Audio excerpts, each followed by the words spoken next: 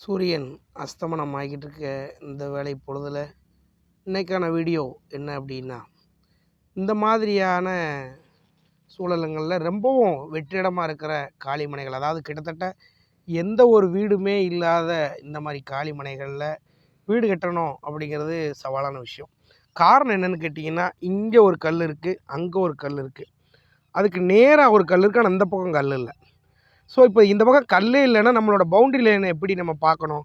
சரி, அந்த 3 கல் மட்டும் இருக்குது, இதை வச்சே நம்ம வீடு கட்டிடலாம் அப்படிங்கிற தவறை மட்டும் தயவு செஞ்சு யாருமே பண்ணிடக்கூடாது. இந்த மாதிரி காலி மனை இடங்களில் ஒருவேளை நமக்கு முந்தின பிளாட்டுக்காரங்க கல்லை வந்து மாற்றி வச்சுருக்கிறதுக்கான வாய்ப்புகளும் இருக்குது. ஆகையுமே எப்பயுமே உங்கள் பில்டிங்கில் 4 கல்லுமே கரெக்டாக இருந்தாலும் பில்டிங் கட்ட போகிற அந்த இன்ஜினியர் வந்து இந்த இடத்தோட மொத்த டோட்டல் ஸ்கெட்சை வாங்கி கடைசி சர்வே கல்லிலேருந்து கரெக்டாக அளந்து வந்து 4 கல் இருக்கான்னு பார்த்துட்டு வீடு கட்டுறது நல்லதுன்னு நினைக்கிறேன்.